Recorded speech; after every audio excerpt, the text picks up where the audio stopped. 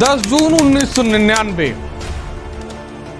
कारगिल में तोलोलिंग की लड़ाई बेहद महत्वपूर्ण चरण में पहुंच गई थी। भारतीय सेना ने दुश्मन को घेर लिया था। घमासान युद्ध जारी था और इस समय तक यह स्पष्ट हो गया था कि इस घुसपैठ में सिर्फ और सिर्फ पाकिस्तानी सैनिक ही थे। लड़ाई चलती रही। अंत में 13 जून 1999 को सुबह 4:30 बजे भारतीय सेना ने एक बार फिर से तोलोलिंग की चोटी पर तिरंगा फहरा दिया।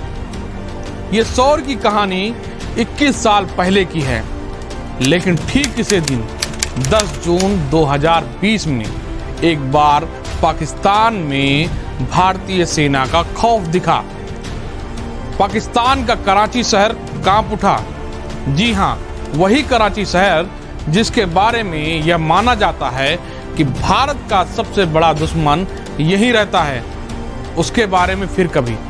लेकिन कराची में 10 जून की रात क्या हुआ था? यह शहर खौफ के अंधेरे में क्यों डूब गया था? या ऐसी क्या वजह थी कि पूरा कराची ब्लैकआउट हो गया? यह सब बताएंगे, बस देखते रहिए सरहद।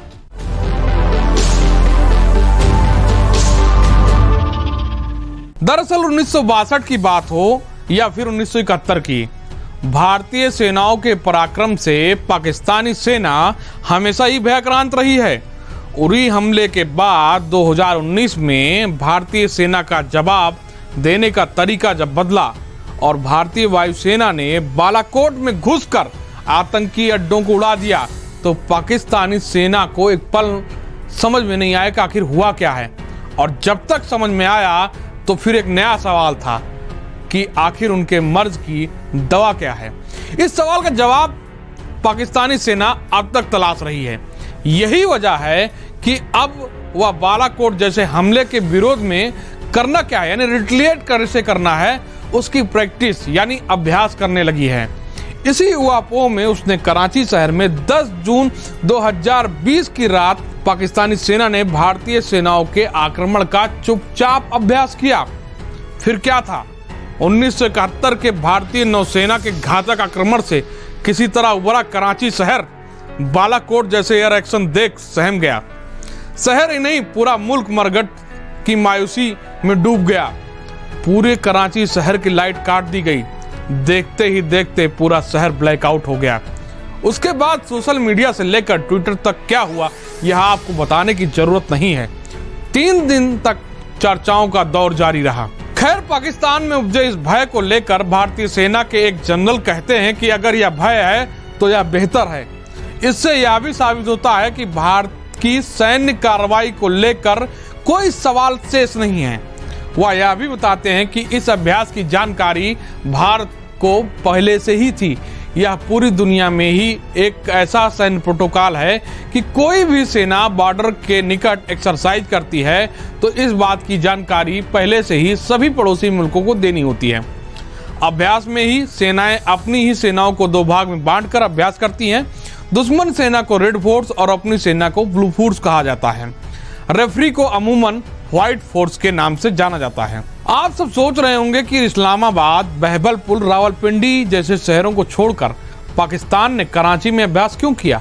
तो आपको बता दें, यह एक ऐसा शहर है जहां तीनों सेनाओं का समन्वय हो सकता है, नौसेना, वायुसेना और थल सेना। यह पहला कारण है। दूसरा और सबसे बड़ा कारण है चीन का यहाँ पर निवेश। यह पाकिस्तान का सबसे बड़ा व्यापारिक केंद्र है। तो अब आप समझ गए होंगे कि यह अभ्यास यहाँ यानी कराची में क्यों हुआ। एक सवाल और रह जाता है कि अभ्यास था तो कराची सहमा क्यों? सीधा जवाब है, ऐसे अभ्यास आम जन को बताकर नहीं किए जाते हैं। दूसरा, आम जन को भारतीय सेना की फायर पावर क्या है इस बात का बखूबी अंदाजा था। ऐसे में जब यह अभ्यास हुआ तो उन्हें 1971 का हमले का मंजर याद आ गया और याद आ गया बालाकोट हमले, विध्वंस कार्रवाई भारतीय सेना ने की थी। तो आइए अब आपको बताते हैं भारत पाकिस्तान की फायर पावर यानी सैन्य ताकत। भारत की सैन्य शक्ति की अगर बात करें तो पाकिस्तान के तुलना में हमेशा ही बेहतर रहा है। सैनिकों की अगर बात कर लें तो 14,40,000 सैनिक भारत के पास हैं, वहीं पाकिस्तान के पास 6,54,000 सैनिक हैं। रिजर्व सैनिकों की संख्या भारत के पास 21 लाख है तो पाकिस्तान के पास 5,50,000 है। बजट भारत का जहां 61 बिलियन है, वहीं पाकिस्तान का रक्षा बजट महज 11 बिलियन है। विमानों की अगर बात करें वायुसेना में तो 2123 विमान भारत के पास हैं, जबकि उसकी तुलना में 1372 विमान पाकिस्तान के पास हैं। फाइटर जेट की तुलना करें तो 538 फाइटर जेट भारत के पास हैं तो 356 फाइटर जेट पाकिस्तान के पास हैं। ट्रांसपोर्ट विमान भी 250 भारत के पास हैं तो महज 49 ट्रांसपोर्ट विमान पाकिस्तान के पास हैं। हेलीकॉप्टर की बात करें तो 722 हेलीकॉप्टर भारत के पास हैं तो 346 हेलीकॉप्टर पाकिस्तान के पास हैं।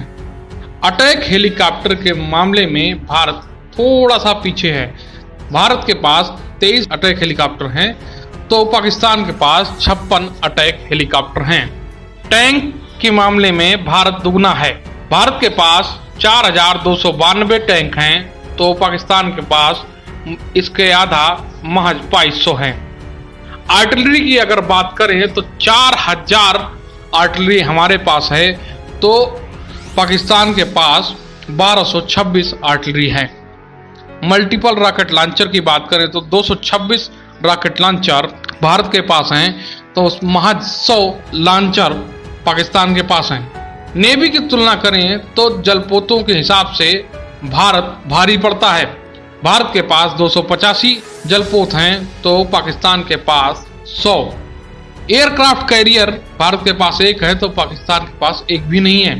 डिस्ट्रॉयर जलपोत की बात करें तो 10 डिस्ट्रॉयर भारत के पास हैं तो पाकिस्तान के पास 1 भी नहीं है। सबमरीन की संख्या भी पाकिस्तान से 2 गुनी है। पाकिस्तान के पास महज 8 सबमरीन हैं तो भारत के पास 16 सबमरीन हैं। इसके अलावा मिसाइल परमाणु शक्ति की बात करें तो भारत पाकिस्तान से कहीं आगे है। अब आप समझ ही गए होंगे कि पाकिस्तान आखिर डर क्यों गया। इसका ये बड़ा कारण है और भारत की सैन्य ताकत के आगे पाकिस्तान कहीं खड़ा नहीं होता। भारत दुनिया का चौथा सामरिक ताकत रखने वाला देश है।